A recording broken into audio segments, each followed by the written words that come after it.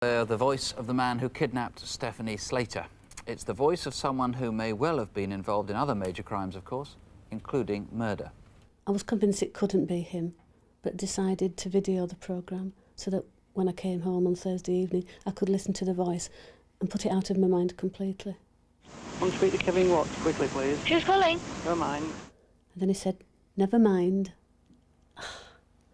Even when I think about it, I go cold. Have you got the money? Who's this, please? Never mind. Have you got the money? I just went hysterical. I knew immediately it was his voice. And I paced up and down the room 20 or 30 times, just shouting, "It's him, it's him." You'll get a message at 3 o'clock. A message at 3 o'clock tomorrow? Yeah, and do you want her to give you a password? If you tell me a word, I'll get her to repeat it to say that she's all right.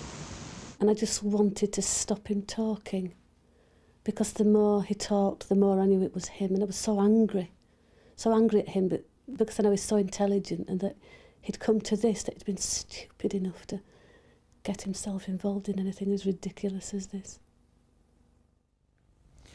This is the story of one of the most remarkable criminal inquiries of this century, a sequence of events that gripped the nation and was solved in a joint effort by the public and the police. This studio played a role in it. Almost everything you'll see has been recorded in the real locations, and most of those involved have taken part and helped recreate things in meticulous detail. But what follows isn't just a matter of record. It's an insight into the absurdity of the crime and the heroism of the people who were touched by it.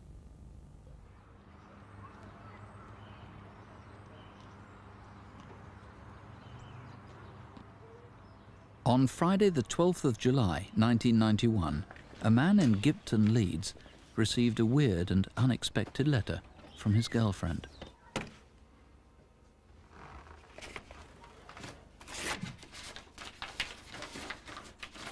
Dominic, help me, please. I've been kidnapped and I'm being held as a personal security until next Monday night.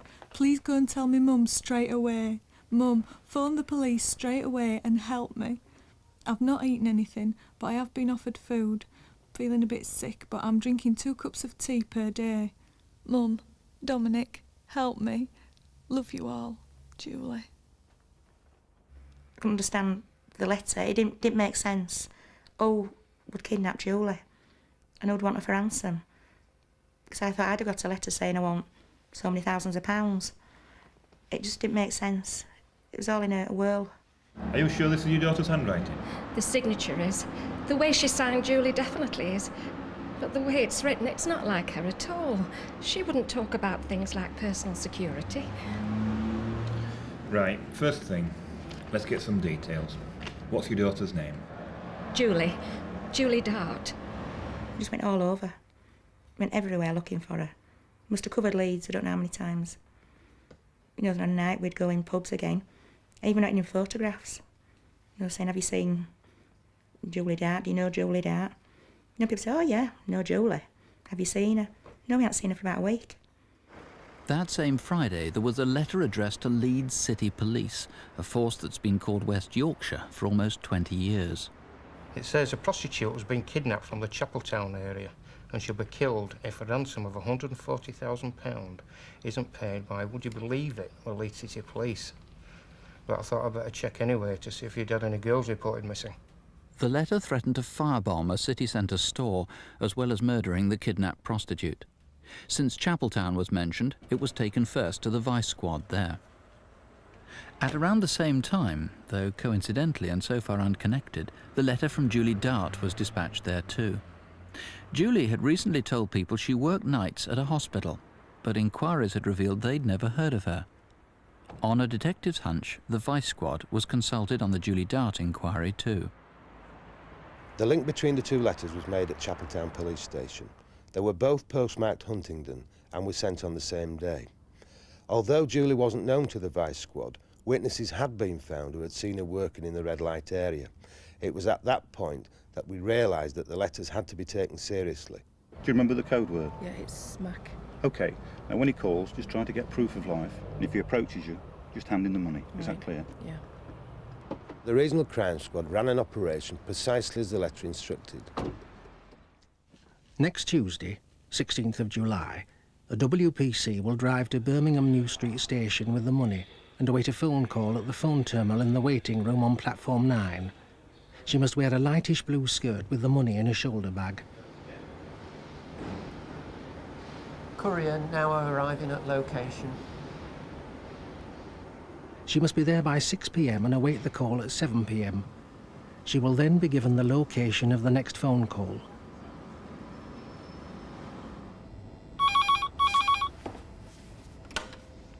Hello? Hello?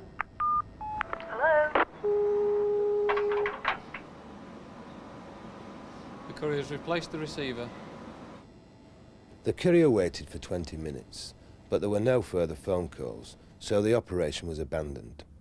We'd done everything that the blackmailer had asked, and all we could do now was to wait for him to make the next move.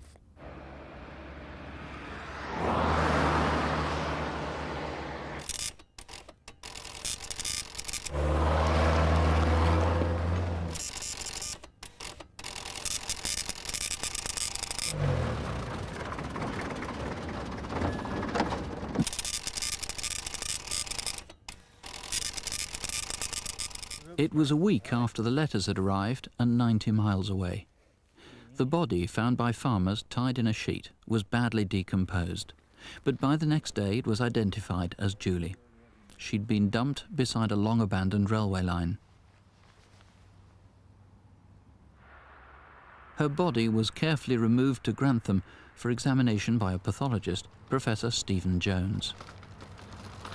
My preliminary examination of the body did not reveal a positive cause of death. There were some injuries to the scalp. There was one at the back of the scalp, and there was one to the left, above the left ear. And underneath that injury, there was a fracture of the skull. Now, these injuries were consistent with being caused by an instrument such as a hammer, but they were by no means convincing causes of death. The body's wrapping provided 2 important clues for forensic scientists at Wetherby. When we took tapings from the sheet, we recovered a lot of extraneous fibres, in particular yellow wool and brown nylon fibres, which looked to have come from a mustard-coloured carpet. The rope was unusual, not a colour commonly found or used in this country, and when I examined it under the microscope, I was able to pick off fibres similar to those which we'd recovered from the sheet. And in particular, there were some tufts of fibres that appeared to have come from the same mustard-coloured carpet, and it appeared most likely that they would have been transferred when the body was being wrapped up. So if the police could find where this had happened, then hopefully we'll be able to find a source for the mustard-coloured carpet fibres and hence provide a significant forensic link. Words will never be able to express my regret that Julie Dart had to be killed, but I did warn what would happen if anything went wrong. I still require the same monies as before, and if you want to avoid any further prostitutes' lives, place an ad in the personal column of the Sun to read, "Let's try again for Julie's sake." In the letter there were details of how Julie had died. 3 blows to the back of the head and strangled. Strangulation had not been released to the press, but when the pathologist looked again at the body, he confirmed that's how Julie had died, so there was no doubt that the writer of the letter was the killer and was prepared to kill again.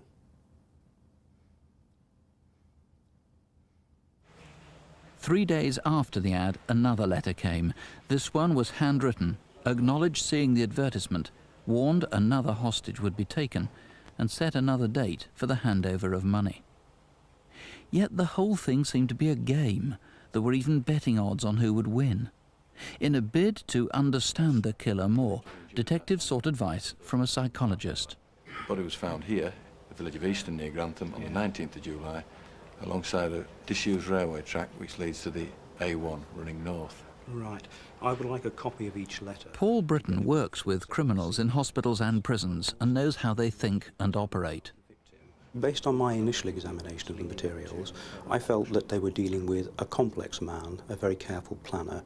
He was likely to be aged in the middle years, late 40s, early 50s, that educationally he would be at least a secondary level, but not degree level. He would have bootstrapped himself along the way.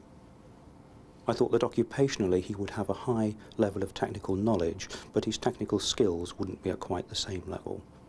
It was very clear that he was a complex games player. He wanted to be viewed and taken very seriously by the police service. He wanted them to engage him as a high-level adversary, and it was quite clear that he was going to kill again unless he was caught, and it was very important they took this very, very seriously. It's Bravo 1 to control the couriers in and into the phone box.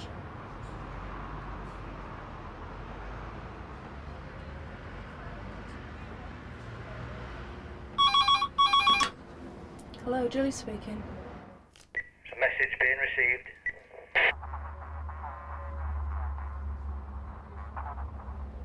Look, if you're listening to me, I haven't been able to understand a word you've said. Seems to be struggling with the message.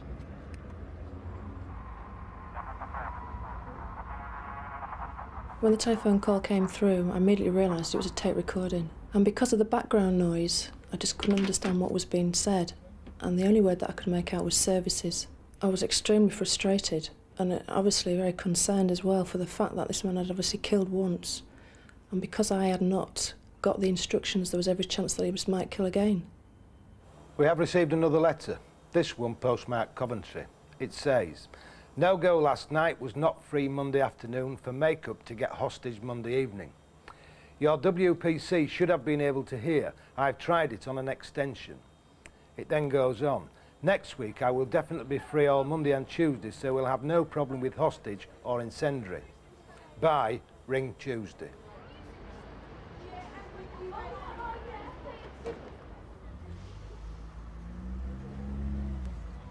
Could not make it Tuesday evening due to the fact there was no suitable hostage in the Huddersfield red light area on Monday evening. The phone call will be made to the usual box on Wednesday the 14th of August at 8:15 p.m. This will be the last time you will receive a call at the usual location.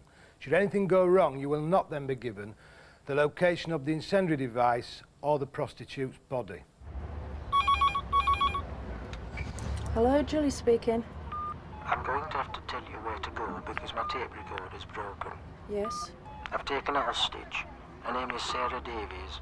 I abducted her last night. She lives at Workman Gardens in Ipswich. Sarah Davis from Workman Gardens? That's right.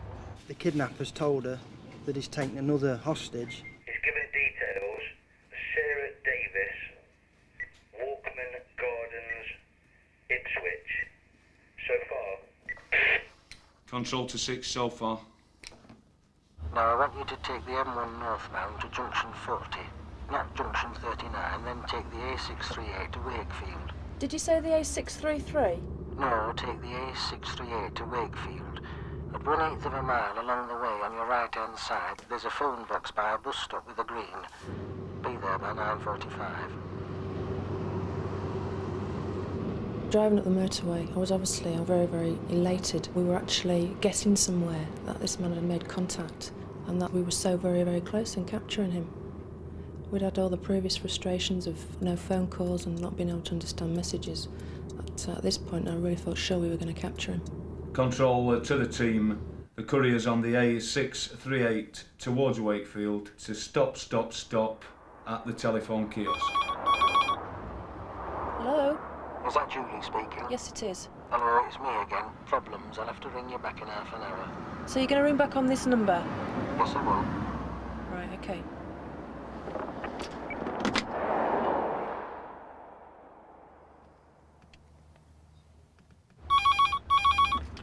Hello? Hello? Hello?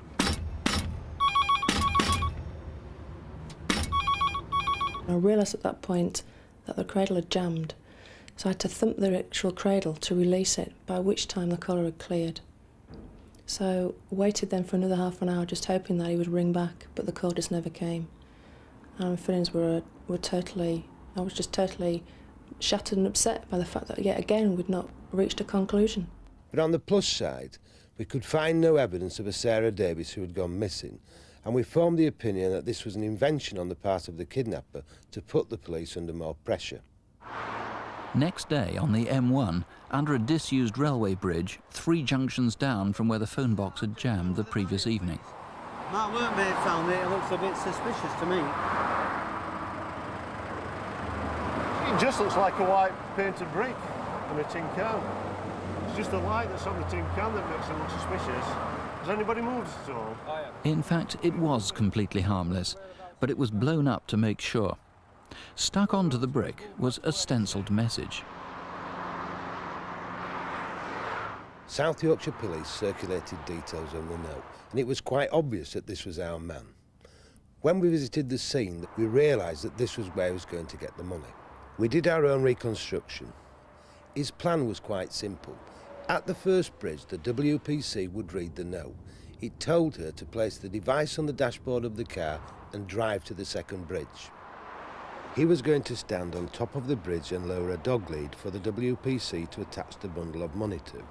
He was then going to haul the money up and make good his escape from the lane at the top of the embankment. In the very first letter, the kidnapper had drawn a picture of a bundle with a loop attached and mentioned attaching a dog lead.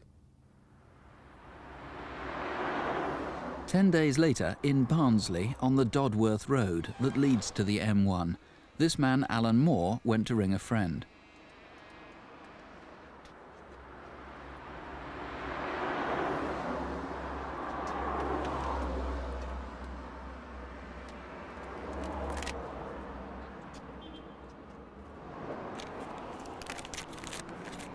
It was the missing link, with instructions on how to find the white brick beside the motorway.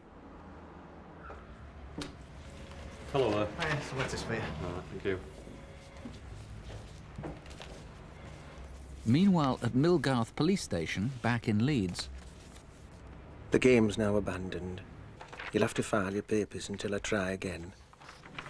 There was no hostage or device. I didn't need to. Following Julie's death, you'd cooperate in anything I wanted. For your records, Julie's body was kept in a wheelie bin for 2 very hot days, which is why the body deteriorated so quickly. There were 3 things that were important at that time. The first was that the methodology that the offender would use was now known, quite clear about that. The second was that there was likely to be a gap before he came back. And the third, and probably the most important, was that he would certainly come back. He couldn't leave it alone. The brick was found on the 15th of August on the motorway and it went to forensic. They established it was a white painted blue brick. It was given to me to see if I could establish its origin, and I visited a number of agencies and soon found out that it was very rare, and that's where Andy Biggs came in. Measuring the dimensions and geometry of the brick, we were able to establish it was extremely unusual in as far as the dimensions didn't conform to normal brick sizes.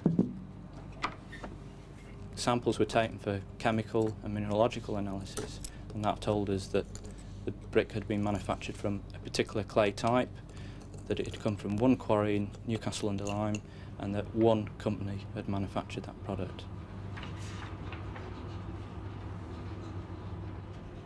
By putting all these factors together, we were able to establish that it was an extremely rare brick. It was literally a 1 in a million product, just like having a penny black. While the brick was being checked in Staffordshire, forensic scientists at Wetherby were trying to reconstruct the container that had been blown up as a suspected bomb. It too had a rare feature. It was made of plastic, but had been coated with an unusual silver paint. A police officer who kept tropical fish recognised the top and metal rim as having come from a fish food container.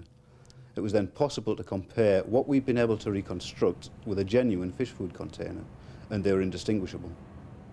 The only other clues they had to work on were the letters. They'd been posted from Yorkshire and around the Midlands, so the sender obviously had time to travel, and several words were consistently misspelt. The evidence was sent to a forensic document examiner in Birmingham.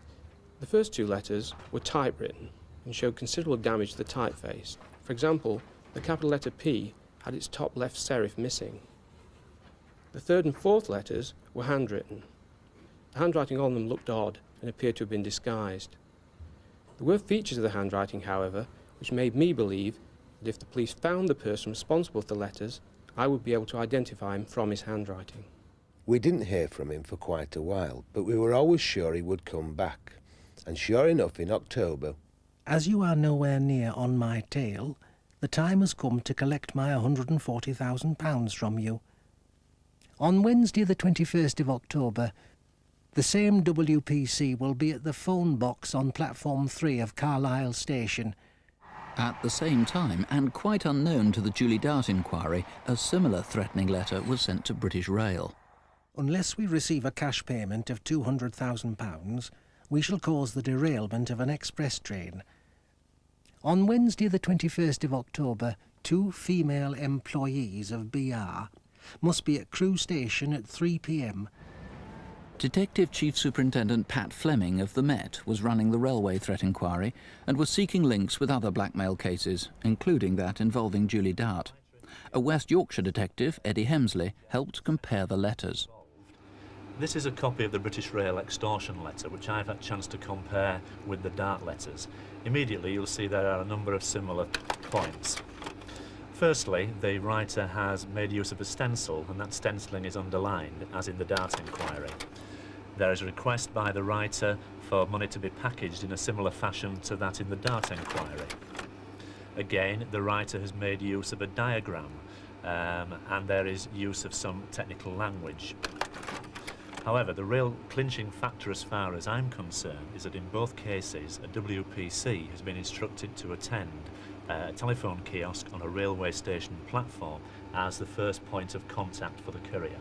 We decided that it would be not to our advantage to run the operation in respect of British Rail on the same day that he was making a ransom demand against the Julie Dart team.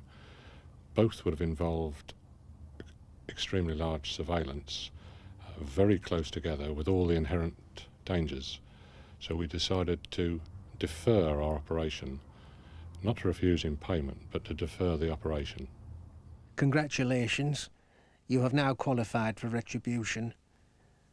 Within a week or so, a small penalty will be imposed in the form of the removal of an electric loco pantograph, and with a little luck, the downing of a section of line. With a little luck was a phrase the blackmailer used often in different letters, but this time the luck was with British Rail. A chunk of stone had been dangled from a bridge on the West Coast main line in Staffordshire. Although there were no reports of any damage to trains, what he'd done was incredibly dangerous and could have caused severe damage to the train or the train driver. We were left wondering, what on earth is this man going to do next? Stephanie, are you going to come and do that measure up with you in Calshot Road? I'm not sure if I can. I've got a viewing at 10:30. Oh, is that the house in Turnberry Road? Yeah, that's right. 153. For that chap who was on the phone last week. Oh, yeah. Well, shall I come and do the measure up with you, Kevin? Is that okay, Steph? Yeah, fine. I'll see you later. Okay, then. Well, we better get moving. See you later. See you.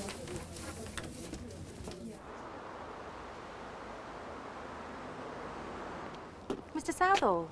Yes. Sorry I'm late. Would you like to come inside?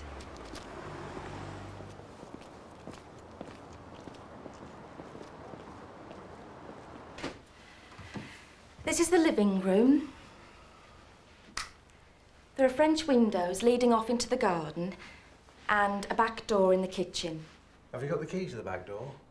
No, sorry, I didn't bring them with me. Would you like to see upstairs? Yes, please. Is all upstairs double glazed? Yes, I think so. Has the house ever been rented out? I'm really not sure. Because it's a shame tenants never look after a property. What's that up there?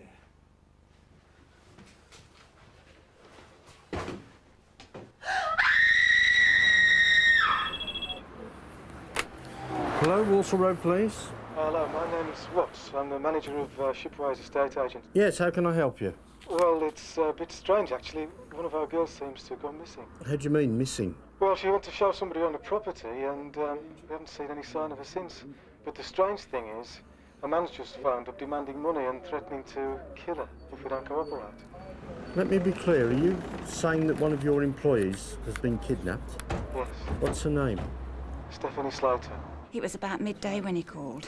He came into the office about 2 weeks ago. He said he was in charge. I told him I was. Then he wrote us this letter making an offer on a house in Turnberry Road. Yeah. Then he said, listen, Stephanie Slater's been kidnapped. There's a ransom in the post tomorrow. Contact anyone. And she'll die. Nothing. Let's check upstairs. Can you tell me what happened next? Yeah, when we arrived at the house, the front door was slightly open and Steph's car was parked outside. When we opened the door, we found the keys just inside, and if you just have a look just there, it looks like there's some blood on there. Maria? This looks like blood here. Kidnaps are an extremely rare offence, aren't they, thankfully? I mean, I think I've only known 3 in 28 years in the police force. We get lots of different hoaxes in relation to this sort of offence. And at the beginning of this inquiry, uniformed officers were sent to the scene. That was definitely a mistake. We recognised that very, very quickly. Withdrew the officers from the scene and replaced them with covert officers so that we wouldn't prejudice Stephanie's life or the inquiry in general. When I press these 2 buttons, the machine will record every telephone call that comes into the office, from when you pick the receiver up to when you put the receiver down. So we don't need to touch it once it's set? Not at all. Right. I don't really know that much about her, because she's been with the company such a short period of time. The overriding thing is to stay as calm as possible and to make yourself some note as to what's being said. Shipway's going to help you. Right, so get in touch with you and make as many notes as possible. That's right, yeah. Hello? Hello? Hello? That was him. He just said Stephanie's dropped her keys in the hall and to lock up. There have now been 2 telephone calls from the kidnapper to Shipway's estate agents, and it appears he is prepared to negotiate. We can therefore only presume that Stephanie, at this time, is alive and well. Her employers, Shipways, are working with us 100% and have agreed to put up the ransom money. The press have been informed and have agreed not to publish anything until Stephanie is found safe and alive. It is vital that we do not alert the kidnapper that we are involved. I must re-emphasize to you that Stephanie's life may depend on this. The kidnapper had warned there'd be instructions in the post. It's the bag that covers Walker Road. To give themselves precious extra hours, detectives got rare consent to intercept the mail for Shipways.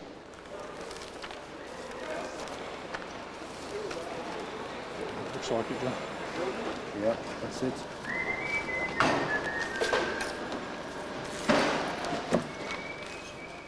This is Stephanie Slater. The time is 11:45. I can assure you I'm okay and unharmed. Providing these instructions are carried out, I will be released on Friday the 31st of January. For next Wednesday you will need an ordnance survey map. Number 103 Blackburn and Burnley. Kevin Watts must be the person to act as courier and use his car.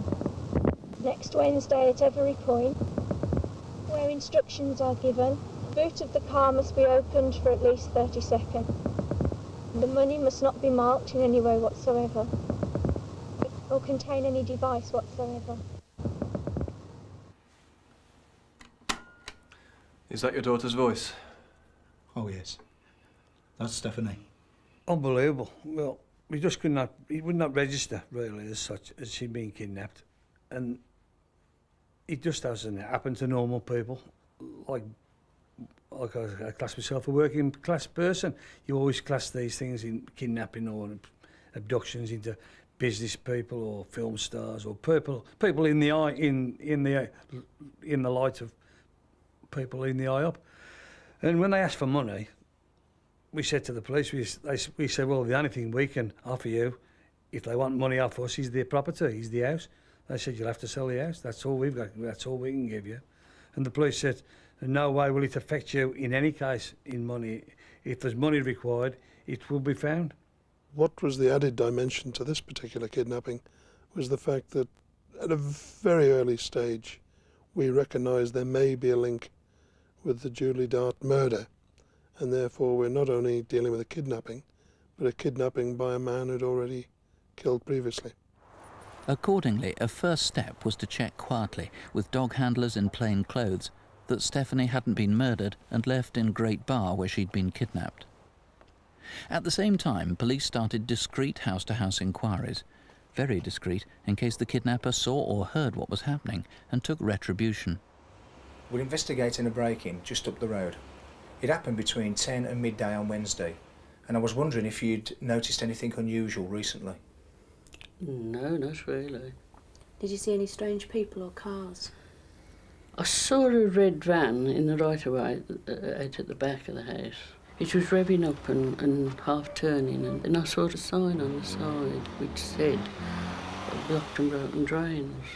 I was wondering what, we'd got the drains broke. On the way to the shops, I saw a man standing outside 153. On the way back from the shops, I noticed he was still there. He was quite sure of himself until he noticed I was actually watching him. He didn't want me to see his face. How would you describe the man? Early 50s, about 5'2". He was wearing a coat. On the left-hand side of the coat, he had a badge. There were many inquiries going on. The intelligence cell was sifting through all sorts of bits of information that were coming in. There were covert house-to-house inquiries being carried out near the scene of Turnberry Road and Shipways itself. I had officers in various parts of the country checking on kidnappers, their associates, people who may have served in prison with them, people who had a grudge. But the secrecy of the inquiry tended to hamper us. It was like working with one hand tied behind your back. We were very much in the hands of the kidnapper and really waiting for him to make the next.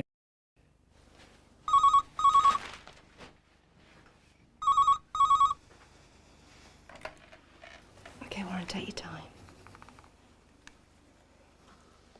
Hello, Slaters? Mr. Slater? It is. Just listen. Hello, Stephanie here. Steph. Is They that you? want me to make a message to you, just to let you know that I'm all right. I'm unharmed. I happened to see West Bromwich Albion lost yesterday to Swansea 3-2. I want you to know I love you and not to worry too much. And whatever the outcome, I'll always love you. Look after the cat for me. What's happened? Is she all right? She's alive. She's alive. She's all right, love. Betty was over the moon. It was the tonic to her to know.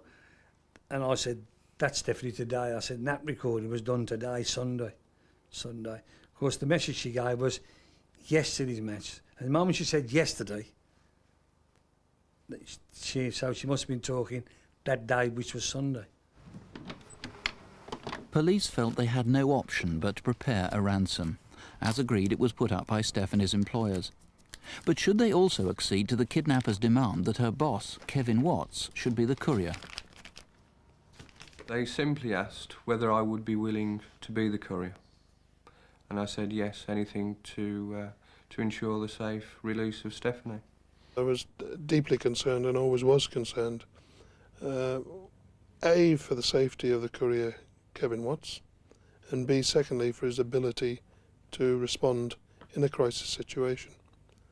Past experience has shown that even police officers placed under such pressure fail to come through. But we had to bear in mind all the evidence that was available to us. The kidnapper had visited Shipways. We believe he'd seen Kevin Watts, could identify him. We had been practicing and training with Kevin Watts right from the start. And we'd watched him develop, grow stronger, grow confident in our ability to safeguard him. They spent an awful lot of time with me, coaching me, putting me really in the right mental frame of mind to cope with the stresses and strains that I would endure during that evening. We have a plan involving up to 1,000 police officers. We'll use number 1 and number 3 regional crime squads, as well as our own. As you know, he's pointed us in the direction of Blackburn and Burnley, but we know he's got links with Yorkshire and with Lincolnshire. So we need to be prepared to travel anywhere in the country, particularly the north. If we use Watts as the courier, he'll have a microphone and we'll keep him under surveillance wherever he travels. What about the final drop-off point, Mick? What options can you give us there? There are only 2 options. The first one is to arrest him as he drops the money off. The second, and a very risky one, is to keep him under surveillance in the hope that we can then recover the money, arrest him and release Stephanie Slater. But that's a tremendous risk. But we have to remember, 99% certain this man has already killed once, and we should arrest him at the earliest opportunity. Okay, we take him at the drop.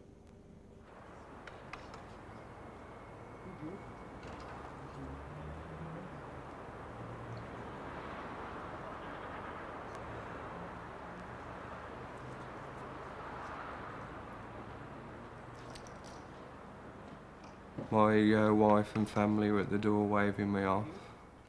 I wrote the letters in the air, "I love you," to my wife. It never crossed my mind that I wouldn't see my wife again. I had every confidence that the police on the evening, as well as myself, would make sure that I returned safely. I shut the door and I burst into tears. I just cried. And then I heard the children upstairs, so I had to pick myself up and carry on. Kevin Watts is going to deliver the money later today. He's at this very moment waiting to find out exactly where he's going to be sent. You officers here will be with me, and you must be prepared to travel anywhere in the country. Hello? Hello, Kevin Watts? Speaking.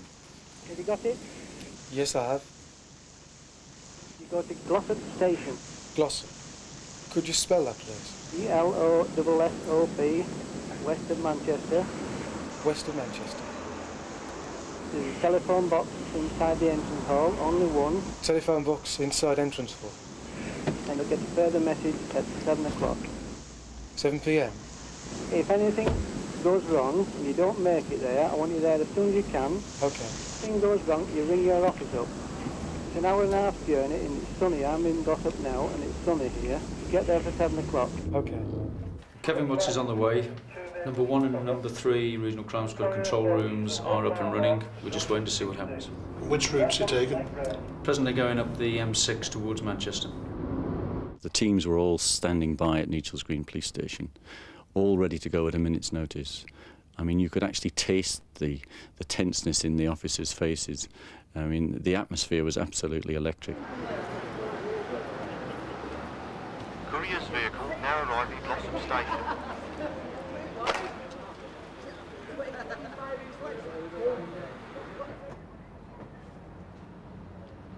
Courier out of vehicle.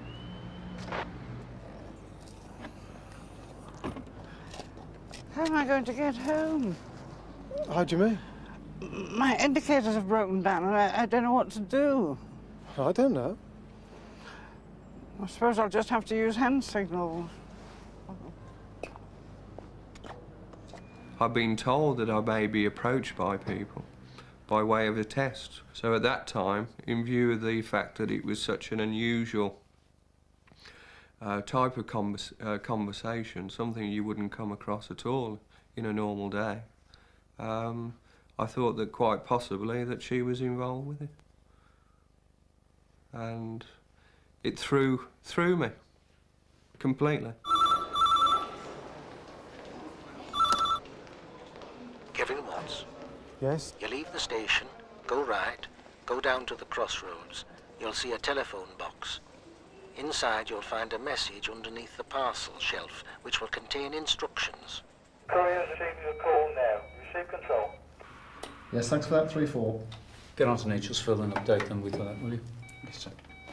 Kevin has driven to Glossop. He's received a telephone call there, which has directed him down to another telephone box about 200 yards away down the road, where he's been told he'll receive a written message. Got the route. Says take B6105, which is the road outside the station, uphill. It's the road up there. And continue until joining I628. Over the top of the Pennines to Yorkshire, just southwest of Barnsley, he's to turn right on the 629 and find another message in a telephone box about 1.5 miles down that road. Stay in car, enter box at exactly 7:40 p.m. Warning, enter box is only times given. At some time you'll be observed. It's the courier's been sent to Dodsworth, which is near Barnsley. He's got to go to a phone box at 4 Lanes Ends. We're with him. It's imperative that there's no other police action or any police presence in that area. When I left the main town centre, within 1 minute, fog came down and I just couldn't see further than 5 or 6 feet in front of the car.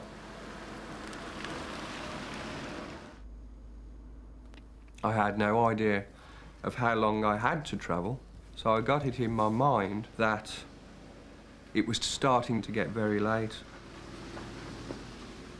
OK, got that. Hang on. He's getting really worried at the moment. The fog's on him right down. Just tell him to keep calm, follow the directions. Yeah.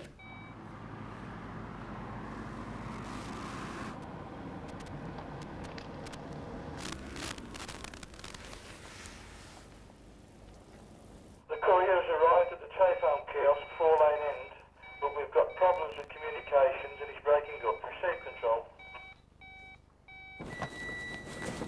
The telephone box was illuminated. It was very isolated. There was fog swirling around it. I decided that I would get into the box and out as quickly as possible.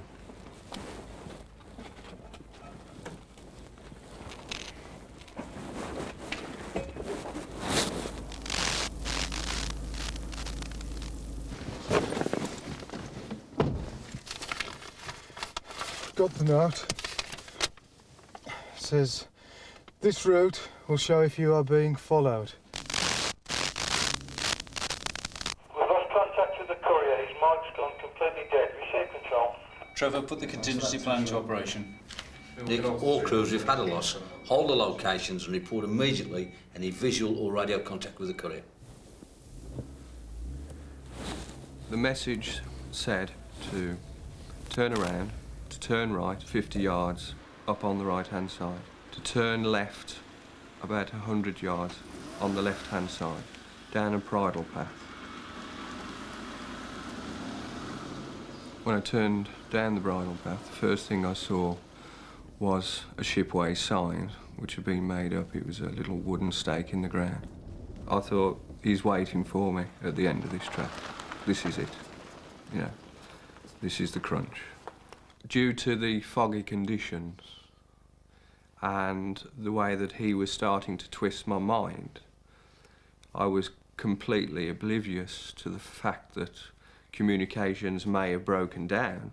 From my point of view, if this was going to be the point whereby the drop was going to be taken. I've been told to look for a cone. It also said to me that I was to replace the money in the bag that was by the cone. Because of the fog, there's walls all the way around. He could have just stepped out and touched me, and I wouldn't know until he was on top of me. I was extremely, extremely fine. You couldn't put it into words how I felt at that point. I was just totally alone with him.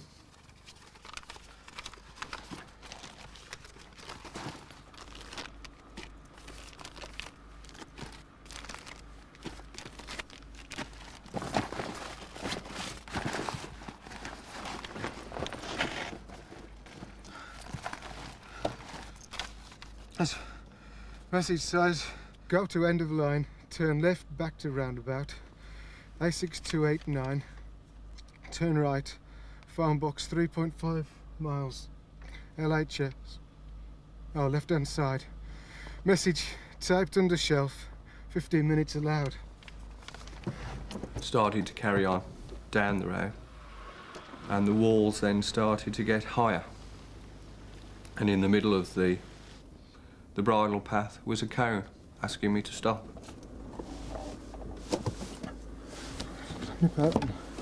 Look.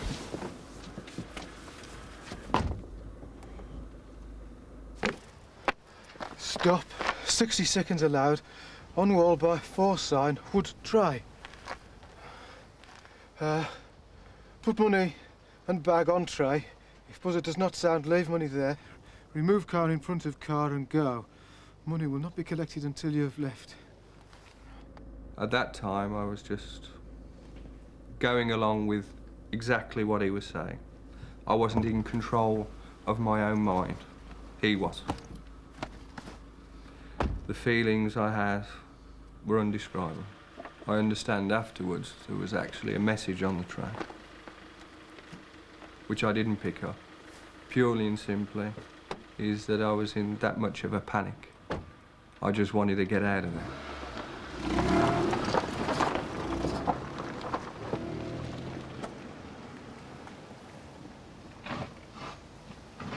Everything had been going well until we had the technical breakdown with the microphone.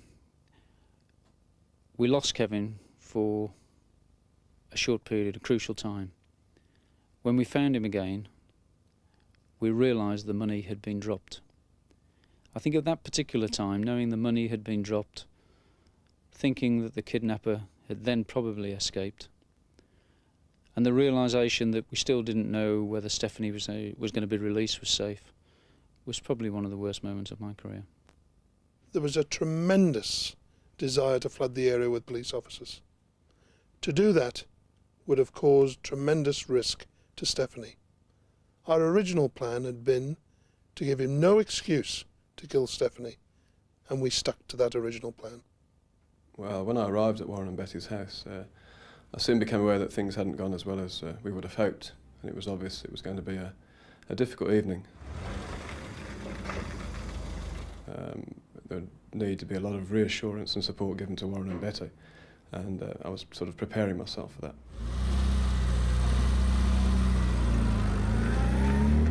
Well, later that evening, I went upstairs to use the toilet, and I just happened to pick probably the wrong moment. There was a banging and a ringing, and obviously concerned me greatly. And I'm desperately trying to get back into my trousers, and I could hear Warren heading for the door downstairs, and I'm shouting to him, "Warren, leave it, I'll get it!"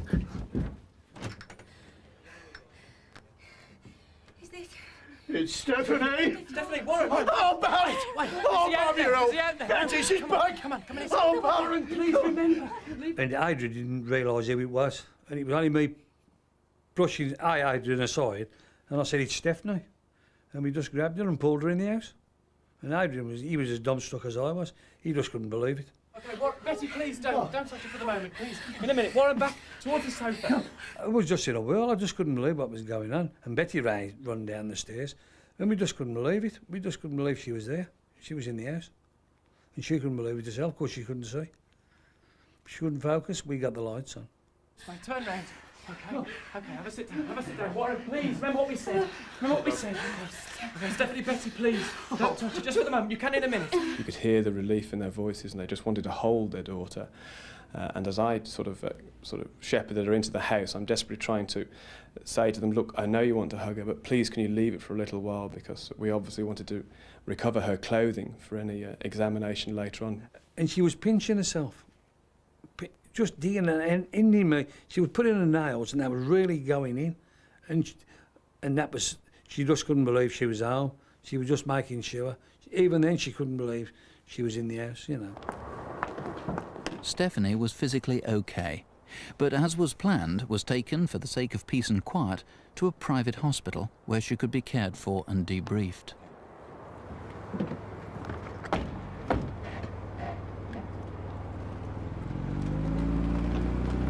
The bleep went off just after about 12:15.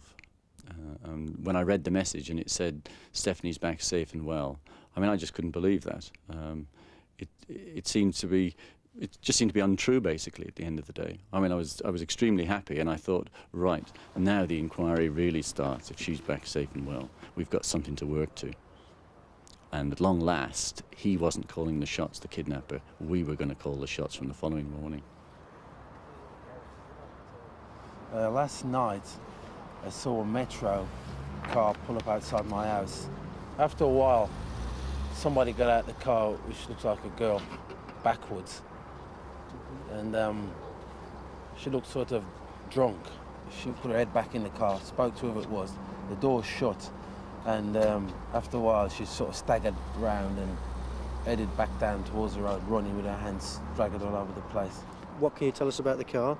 I can tell you a lot because I'm a paint sprayer. It was a vermilion red in colour, which is an orangey red. And it was a Metro, you said? Metro, a mini Metro, yes, of the early type Metro. No, chaps, what we got? Police had found where Kevin Watts had dropped the money. The walls Kevin had seen round him in the fog turned out to be the parapets of a railway bridge. The extortionist had been below on the bed of an abandoned railway line known as the Dove Valley Trail. It runs to another bridge 3 miles away, the one where in the Julie Dart case the painted brick and strange container had been found. Here again they found a dummy device with silver paint on it. This time though, instead of a plan to hoist the money up, a length of washing line was used to pull it down. The kidnapper of the estate agent Stephanie Slater is one of Britain's most dangerous men, according to the policemen leading the hunt for him. They're combining their search with that for the killer of Leeds teenager Julie Dart because of similarities in the two cases. If you ask me on a scale of 10, I would say 9 out of 10, I'm sure they're linked. The news blackout had ended, and Tom Cook then took over the huge combined inquiry. He quickly decided not to give the journalists his strongest clue, at least not yet, the tapes of the kidnapper's voice. There were lessons from the Yorkshire Ripper case. Thousands of names might be suggested by members of the public. Suspects would need to be prioritised. First, detectives had to talk to Stephanie, discover gently all the tiny details she could give, and build a checklist in preparation for a big appeal. 3 WPCs had been well trained for the at times emotional debriefing. He bound my hands and legs with something like washing line. And he blindfolded me and gagged me. And then he guided me out to his car. During the journey, he made me lie in the passenger seat with a rope across my neck and a coat over my head. And he also held a knife against my stomach.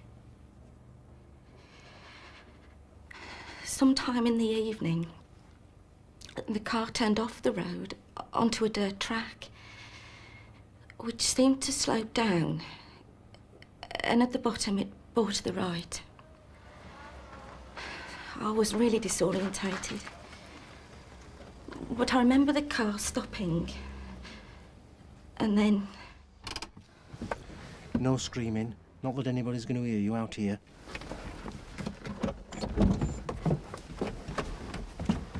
I got the feeling he wanted me to think we were out in the middle of nowhere.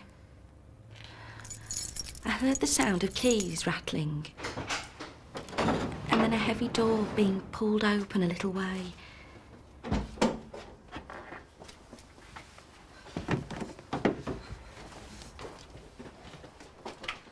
I remember as I entered the building, the surface of the floor changed from loose dirt to stone.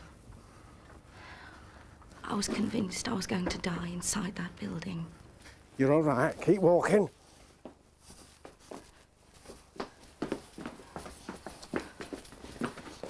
Come on, sit down. Right, you're going to have to change your clothes. I've got some others for you to wear. He gave me a pullover and a cardigan, a pair of denim jeans, and an old pair of socks to put on. Then he gave me back my boots, and he put a sock on each of my hands to protect me from the pressure of the handcuffs. Then he asked if I would like fish and chips for my tea. I wasn't hungry, but I thought I ought to eat something, so I said I liked chips, and he told me to be quiet and went out. Did you hear him drive away? I don't think so. I'm pretty sure he didn't use his car. Can you remember how long he was gone? I would say about 10, 15 minutes. When he came back, he manoeuvred me onto a mattress and gave me the chips. Steph, this might sound really trivial, but it's really important that we know as much about those chips as is possible. Well, They were definitely chip shop chips. And they were very hot. Is that all you want? I'm not hungry. You don't want any more? No. I hope you're not claustrophobic. No, not really. Right, you're going to bed now. Come on. Lie down. That's it. Now shuffle into this hole. Imagine it's a sleeping bag. So push yourself forward. Go on, go on. I can't get down anymore. You should be able to. I can get down it. There are boulders above you, and if you pull on them, they'll fall down and crush you. So keep still. When I open this door, I want to see the gag and the blindfold still on you. Quick. I can't understand why you're so calm. But I wasn't. I was terrified. And that night, I was in such terrible pain, all up my back. And it was cold, so bitterly cold. And all through the night, I kept seeing things in my mind. I'm not normally a religious person, but I even saw an image of Christ in front of me. I thought I was dying. At one point, I thought I was dead. Steph is an extraordinary woman, and she was extremely easy to interview, very cooperative, and her recall ability was unbelievable. She was able to remember things in such detail and with such accuracy, and her story never wavered throughout. Steph, can you try and remember what happened the next morning? If it gets too much, just say and we'll stop. I remember waking to the sound of a radio. A few minutes later, he arrived and came to get me out of the box. I could hardly move. I was in so much pain. And I think he was genuinely surprised to find me in such a terrible state.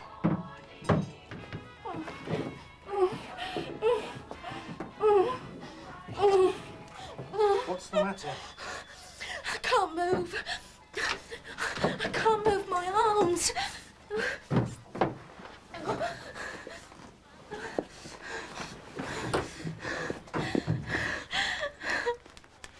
Is that better? It's getting better. Would you like some tea? Yes, please. Here you are. Now you can stay on the mattress, but don't move. If you do, I'll know. He let me stay on the mattress that day. And he gave me a chance to think. I knew that screaming wasn't going to do any good. I thought, if I talked to him, make him realise I was human, it would make it more difficult for him to kill me. I was determined to try. It was my best chance of staying alive. And after that, he was always very calm and seemed to trust me. Stephanie Slater was very lucky to be alive. If it hadn't been for her temperament, I think she could have very well been killed. She didn't panic. She was compliant. She did as she was told by the kidnapper. In due course, she became extremely important to him as a person, and I think that that's what kept her alive.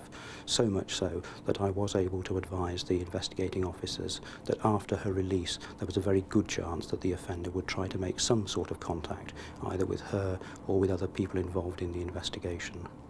A letter from the man who says he kidnapped estate agent Stephanie Slater has been received by the BBC. In it, the kidnapper expresses deep remorse over Stephanie's ordeal, but says he was not responsible for the murder of Julie Dart. We felt, and I discussed it with Paul Britton, and he felt that there would be a possibility that he would seek to make contact again in some way. So we then had to cover that possibility, and it wasn't just in physical security of a home, but obviously in terms of giving her protection while she was moving about in case he tried to take the opportunity perhaps of approaching her in the local supermarket or whatever. Steph, let's talk about your last day in captivity. I need to know exactly what happened. In the morning, he told me that this was going to be the day of the drop, and that afterwards I'd be free. Am I definitely going home today? Yes. I'm going out now. I've got a lot of calls to make and things to do. When will you be back? Sometime between 8 and 9 this evening, and then you'll be free. Right, take your blindfold off, but keep your eyes closed. I want a picture to remember you by. Then he put me back in the box. That day seemed to go on forever. And by 9, when he wasn't back, I began to get frantic. I thought something must have gone wrong. He's not coming back. Nobody knows I'm here. I'm going to die. I struggled, but I couldn't get free. So I decided I wasn't going to starve to death. I thought, I'll commit suicide. I'll suffocate myself with a pillow. Then, at about 11:15, I heard him coming back.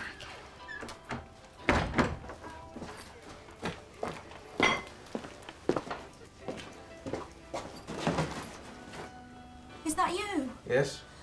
Did you get the money? Yes? Oh, please, let me out of here. I'm coming. Did everything go all right? Is it all okay? Yes, except my mate fell off his bike 3 times because of the weather. Can I go? Are you going to take me home now? And then he put me in the car at about 11:15, and we drove back to Birmingham. Steph, let's talk about his mate. Were you ever aware of him? He did mention him a couple of times, but I was only ever in contact with one man. The information that was coming from was absolutely vital. The officers, after it had been analysed by the intelligence cell, were in receipt of that information as quickly as we could get it to them. They were like bits of a jigsaw puzzle that were painting a picture. She was absolutely brilliant. In the morning, he would arrive at about 8 o'clock. I could tell because the radio always switched itself on at about this time. It was on all day long, always on Radio 2. Breakfast, she remembers having porridge because it was cooked in a microwave, and she remembers distinctly the ping when During the day, I could hear banging and hammering. Occasionally, I heard people visiting. He was very interested in railways, and he had a train badge on one of his jackets. And there was a telephone in the premises. Although it only rang 2 or 3 times, she was certain it was an old-fashioned one. Wooden beams on the ceiling, and from time to time, I heard a bell which sounded like it could have come from an old-fashioned cash register. Police have issued an artist's impression of the kidnapper of the Birmingham estate agent Stephanie Slater. The clue offered by police is an impression of a railway badge worn on the man's jacket. The car was seen in street lights and has been identified by a witness as an old-style Metro, perhaps 10 or 12 years old, which was vermilion red. After many hours of interviews, Stephanie Slater has provided detectives with a wealth of valuable information. With Stephanie's debriefing over, preparations had been made to put the jigsaw clues together for the public in a considered package, with new information from Stephanie herself, the psychologist's profile of the offender, the times he'd been away from home, and finally, the biggest clue of all. On BBC Crimewatch this evening, we will also be releasing a tape of the man's voice. Copies of that tape will be available from the police headquarters here at Lloyd House at 9:30 p.m. tonight, at the same time as it is made available on Crimewatch. I had a special feeling in the fact that, if you like, this was our main chance. You've got a massive inquiry. We'd had a long investigation in relation to Julie's murder, which you could regard as one bite of the cherry. There'd been the kidnap and the ransom drop, which you can regard as a second bite of the cherry in relation to Stephanie Slater. And we got nowhere with those, and if you like, this was perhaps our third bite at the cherry. Good evening. Tonight, once again, The package that was going out on Crimewatch really we had to be very optimistic that we were going to get a result. Our incident room number hadn't been given out, so I wasn't expecting a call particularly to Millgarth incident room. But of course I knew that there would be a very high volume of calls going to Birmingham and to the overflow facility at Bradford.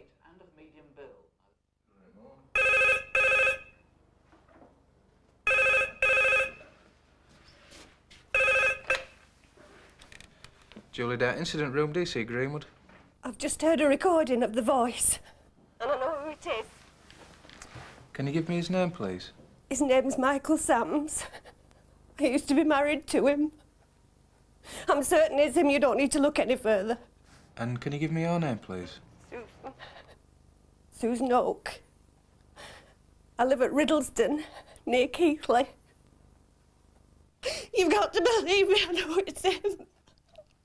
I felt like I was betraying my children because I knew that this was their father, and I knew it was going to hurt them, and I knew it was going to hurt me, but it was something I had to do.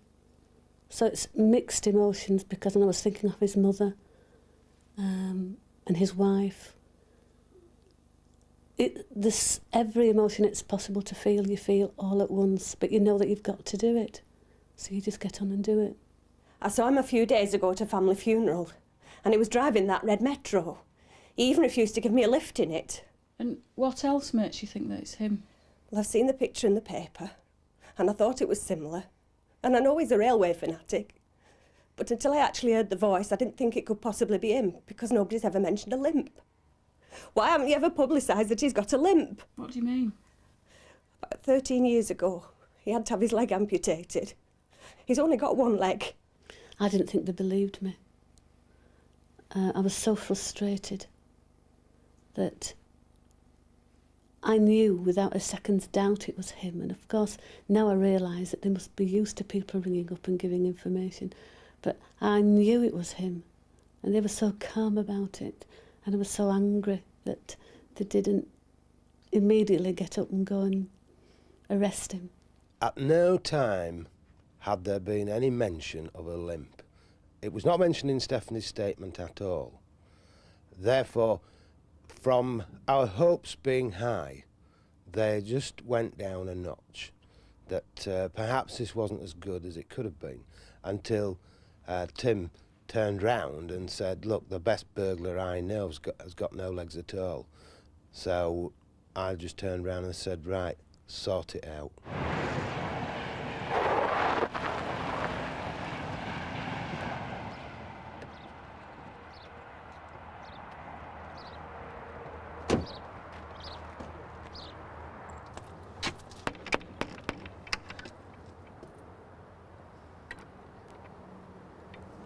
Hello. Mrs. Sams, Yeah. from the West Yorkshire Police, sorry to bother you. Oh, you're here about the Crimewatch programme, aren't you? You said you might call. Well, because of the Metro. Is your husband in? No, he's at his work. Where does he work? At T&M Tools in Newark. As we were talking, I saw masses of railway memorabilia. There was a motorcycle, there was a fish tank. It all pointed to the fact this could well be our man. We raced into Newark, hoping that she hadn't warned him. We didn't want him to escape. We didn't want him to dispose of any evidence. The first thing we noticed was the sloping path down to his workshop. The Metro was parked nearby. There was a sign saying T&M Tools. It was stencilled. And then, of course, there was the big sliding doors on the heavy metal runners. Hello? Is anybody in? Hello? We're from the West Yorkshire Police. Can we come through? Yes, I've been expecting you. What is it you want? We're investigating the murder of Julianne Dart and the kidnapping of Stephanie Slater. I'm Detective Sergeant Grogan, this is Detective Sergeant Leach, and this is DC Greenwood. As soon as we walked in, we noticed everything that Stephanie mentioned in her statement. The beam, the old telephone, the microwave, the radio. Let's see. What station is this radio tuned to? Radio 2. I have it on all day. I'm arresting you for the murder of Julianne Dart and the kidnapping of Stephanie Slater. You're not obliged to say anything unless you wish to do so. What you say may be given in evidence. Empty your pockets out. You've got the wrong man here. You're making a big mistake. The only thing that wasn't immediately apparent was the old till. It was only when the door was opened that the bell sounded, and that tied everything up for us. Well, quite frankly, I didn't believe them. I said, is this a wind-up? Are you on a Vodafone? Ring me back. I needed time to think, really, and when Tim Grogan rang me back a short time later, he went through the points, and then I was convinced. I want you to wait out in the holding area. Will you go with this officer, and I'll speak to you later.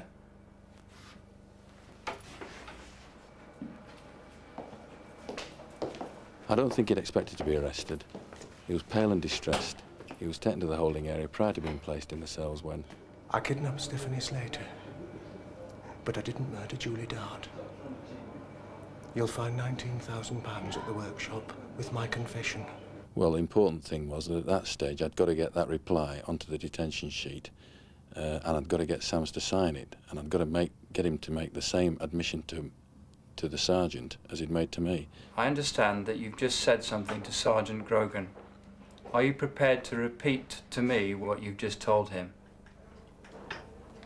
I've done the kidnapping, but I've not done the murder. I promised Stephanie that she'd go home, and she did. Police at Newark in Nottinghamshire are questioning a man about the kidnapping of the Birmingham estate agent Stephanie Slater. His arrest followed the broadcast of a recording of the kidnapper's voice on the BBC last night. I parked my car, then took the bike and drove back to the drop site. When I got there, I took my bike down the embankment. I was late and I slipped as I went down. Then I waited under the bridge for Watts to arrive. What time was this? About 8 o'clock. I was worried because I'd promised Stephanie I'd be back by 9. What happened then? I waited under the bridge. I could hear Watts' car. He was late too. I was right underneath when he put the money in the wooden drawer. Then I heard him go. For a few minutes, I did nothing.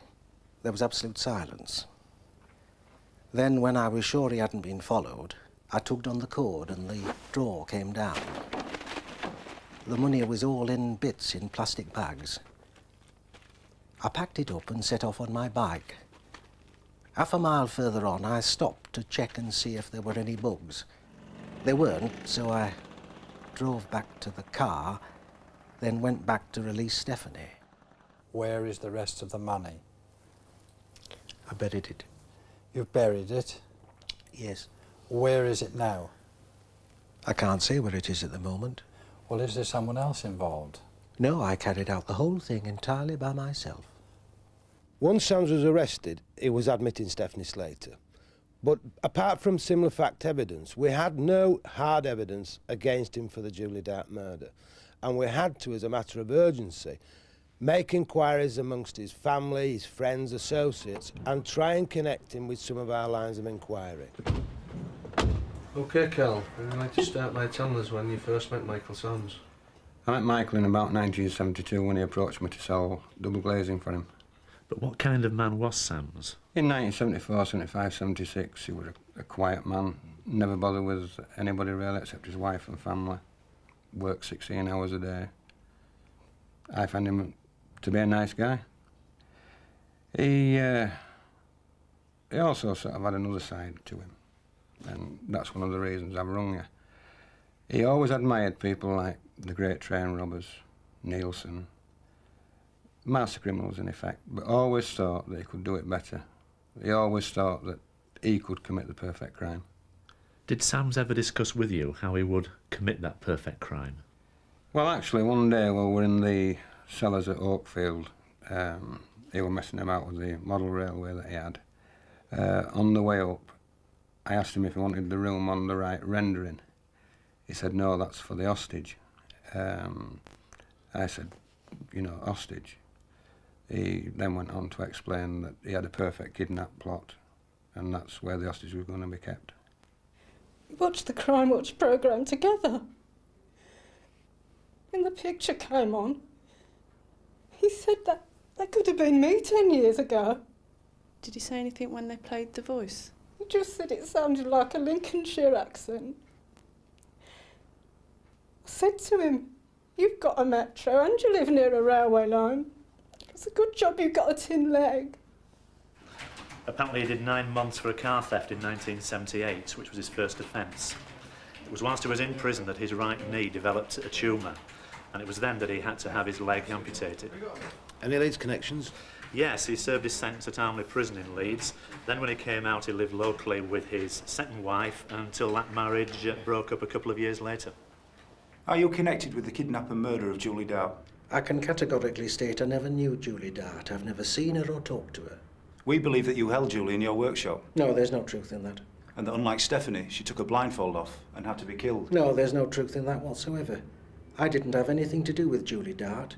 And what I'm waiting for is the evidence that links the two cases together. In fact, for days, a carefully prepared team had been examining the kidnapper's lair. Blue bricks were found, and they were obviously unusual ones. Amid the jumble, there were long strands of human hair, and on an old curtain, what looked like a diluted stain of blood. Nick? Yeah. What you got? Tuft of brown fibres. It must have been going through Sam's mind that we were going to find evidence that would link him with the Julie Dart murder, because next morning he called for the interviewing officers and he changed his story. One of the things I said at the start that no one has picked up is that £20,000 was for another's help. Well, on the Wednesday, an accomplice picked me up and took me to all the boxes where I left the messages and telephoned Kevin Watts. Then he took me to the bridge where the money was to be dropped and left me there. After that, everything was exactly as I described it. I drove along the Dove Valley Trail back to where the car was parked, and we set off back to my workshop. On the way, an argument developed with this other person. Would you like me to continue reading your statement? Yes. As we were driving back, I said, Christ, I've forgotten to fill my car up. I won't make it to Birmingham and back. My partner replied, what the hell are you on about? We're going to kill her now and I'll dispose of the body. I thought he was joking. Piss off, I said, she's going home. No, she isn't, he said. She'll identify you. Dead people don't identify. A heated argument broke out, during which I received a cut wrist from a knife. In the end, I agreed to give him all the money in exchange for Stephanie's life, accepting around £20,000. I also promised not to identify him and not to tell the police where the money was until I had been charged. Are you content that I now hand this to the police? Yeah. Right. Well, obviously the first question is, we'll require you to name him. Oh, I couldn't do that. Why not? Because if I did that, he might well take it out on someone else, on Stephanie herself, and I wouldn't want to take the risk. We're asking you to take that risk. I'm not interested in how long I get. I'm not interested in what I get. Michael, that's not your decision. No, I won't take the risk. I believe Michael Sams was hoping that the second man would be a convenient way of explaining away any evidence that we had to connect him with the Julie Dart murder. But in actual fact, he was backing himself into a corner. In a previous letter, the fax letter, you said that you know the man that murdered Julie Dart and who tried to extort money from British Rail. That's correct, yes. Is this the same man who's got all the money from the Slater kidnap, your accomplice? It is, yes. But you've always said that these cases could never be linked with the Stephanie Slater case. You've always been adamant about that. Yes. But now you're saying the cases are linked. Now they can be linked. Because you say so. That's it. Before, he hadn't been prepared to answer any direct questions about the Julie Dart murder. But in linking the cases himself, he'd backed down. It proved to be a very important admission. There was a certain arrogance about the way that he spoke. He exuded a sense of sort of superiority. He wouldn't accept facts that were presented to him unless it came from an expert. And that soon became the area which we concentrated on. We identified hair found in the workshop which could have come from Stephanie Slater, but also some hairs which could have come from Julie Dart. We also found a watery blood stain on the bottom of a curtain which appeared to have soaked into the curtain when someone was trying to clean up.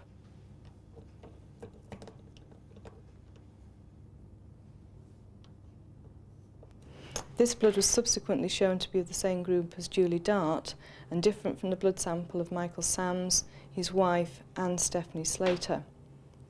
We also found from the workshop some mustard-coloured tufts of carpet fibres which were at the laboratory shown to be indistinguishable from the fibres and tufts that we'd recovered earlier from the sheet and the rope which had been used to wrap up the body of Julie Dart. It's impossible.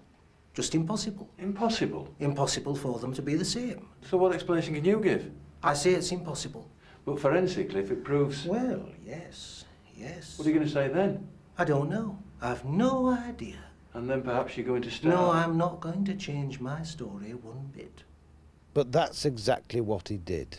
He would go away, think about it, realise he couldn't get away with the explanation in court, come back, present some explanation which usually involved the other man, and he did that time and time again. I'm going to ask you again. Can you explain to me how carpet fibres found in your workshop are identical to fibres found on the rope and on the sheet in which Julie's body was found? It obviously means that at some time the sheet and the rope must have been in my workshop, and then someone took them. By someone, do you mean your accomplice? That's it. During the course of the interviews, we asked for handwriting samples, which quite surprisingly, Michael Sams gave. They were taken down by a motorcyclist to Birmingham, and Paul Rimmer did his comparisons between those and the letters. I found a number of significant similarities. For example, the letters D were flattened in shape and had the downstroke towards the middle of the letter, in both the question letters and the specimens. The letters F, I could see, were done in just one stroke, again in both the question letters and the specimens. And the G's had a characteristic S shape. From these similarities and others I found, I was certain that Michael Sams had written the letters in the Julie Dart case. You will remember yesterday morning you supplied me with samples of your handwriting. I did. Those samples have been examined by a forensic scientist, and it is his opinion that you wrote the York letter and the Coventry letter. Well, I thought that's what you were going to lead up to, but I definitely didn't write them. I'll always maintain that. The forensic scientist is a handwriting expert. No, I'm sorry. He's examined them and said you wrote them. Well, if he's right, he's right. But I say I didn't. There are also 14 identical spelling mistakes. How do you account for that? I've no explanation at all. No explanation at all? No. Coincidence? Coincidence. And once again, Sams went away and thought about it and came back and changed his story. Have you had any more thoughts on the 3 handwritten letters that we showed you? Yes. Well, I did write them. I told you a lie. So you did write those letters? Yes, I did. I was used. He made me write them. He was using me for a pillock. But why did you do it? It seemed like a good idea at the time. But you must have known he killed someone. It's in the letters you now admit you wrote. What difference does that make? Doesn't the cold-blooded murder of a young girl have any effect on you? No. I'd never like to think that I'd killed her in my mind. I'd not like to think that. I don't care what the rest of the world thinks. An important part of the game that Michael Sams was playing was to create an image of himself that was very positive, rather like the Raffles sort of offender. Now, the person who had committed the brutal murder of Julie Dart and this sort of abduction clearly didn't fit with that, and so he created someone else, a dustbin, if you like, into which he could attribute all of these unacceptable characteristics of himself. The evidence against Sams was overwhelming, but what was outstanding was the money. Sams had claimed that the other man had the money. If we could find the money, it would destroy his defence once and for all. The theory of finding the money was based on 2 central facts. One, that he buried it alone, and secondly, that at some stage, Sams, because it was all part of a game, would tell us and give us clues. Sams always denied burying the money at the side of his house. There was a hole there. He said he prepared the hole, but he never used it, because the other man didn't want it to be buried there. Once you'd discounted the other man, then Sams had no reason not to bury it there. I think what happened then was, as pressure increased with the release of the photo fit the release of the Red Metro and his voice was going to be released, Sams knew that at some stage he was going to be visited. He then decided that as the pressure increased, he'd got to move it to another area that he was familiar with. The question was, where he moved the money to. Ironically, it was Michael Sams who pointed us in the right direction. In July last year, 2 witnesses saw a man with a walking stick on the private road less than a mile away from where Julie Dart's body was found. Was that you? No. Another witness saw a red Metro on the disused railway line, which runs past a field where Julie Dart's body was found. Was that you? No. I told you, I don't know that area at all. The only time I've ever visited anywhere near there was when I went train spotting at a place called Stoke Summit. This is where Julie Dart's body was found, and 1.7 miles away is Stoke Summit. Which is where he said he was train spotting. Yes, but the strange thing about it is, it's the East Coast line. It goes right past his house. If he wanted to train spot, he could have train spotted at home. And he says he was there after releasing Stephanie Slater. Do you know exactly when that was? Well, it was foggy and drizzly. It could only have been the 19th of February, the day before Crimewatch, the day the Red Metro went in the paper. I think he could well have been burying the money.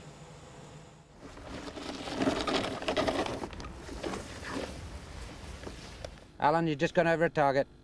Mark it, move on to the next line. OK, we've got a target here. Right, gentlemen, will you dig there, please? The search began on the Tuesday. We'd identified a number of likely points, working on the principle that he would have to have a fixed point, a tree, a post or something, to be able to identify where he'd buried it. Nothing was found on the Tuesday. On the Wednesday, generally people were flagging. That was the last day that we'd booked the ground probing radar. We knew we hadn't much time left, and I think hopes of finding it were fading. Starter blind. OK, you've just gone over the target there. Very large target there, just below the surface. There's a bit of dimension to this one. Different to the others we've seen. Gentlemen, will you come across here, please, and dig on the mark? Right, end of line. And after a very short period of time, up went the shout. Found it, sir! Found it! I think we've got it! Right, OK, let's have a look. We were highly delighted. I personally thought it was all the money. It seemed the right package, and I thought there's £140,000 there. We got it sealed, we got the scene forensically examined, but we weren't going to count it because, quite obviously, we would have disturbed the evidence. The following morning, Michael Sams responded to a piece that he'd read in the newspaper that we'd found the money, and contacted us through the prison staff and said, will you come to see me? You've only found half of it. We then were a little bit disconsolate because, of course, it still left open the possibility that the other man could have the other half. So we went down, had a talk to him. He told us that he'd packaged the money up, but the other man had buried it, and though he didn't know specifically where the other package was, he believed it may be in the same vicinity. I arranged that we should go back there the Friday morning, and a small group of officers, and we started digging. And 16 feet away from the first find, I'd been prodding away and found an area of soft ground, said to the lads, dig here. Just a minute, this looks like it. He stuck the fork into the ground and up came the money. It totally knocked the second man theory for six. If there was a second man, he'd certainly had plenty of opportunity, 9 months, to have gone back and got that money. And of course that then was for me the greatest moment, because I knew then that we'd destroyed him totally. Michael Sams maintained his innocence of Julie's murder throughout his trial, but was found guilty on every charge and given 4 life sentences. 4 days later, he changed his story once again and admitted that he'd murdered Julie Dart. All that going through it, and he's waited till afterwards, and he's confessed. Because he felt sorry for me. You know, it's just the cheek of the man. You know, he felt sorry for me. You know, but it's not me I wanting to feel sorry for, it with Julie. You know, and he still felt no remorse for Julie. No qualms, no remorse. heartless at the grief you have caused.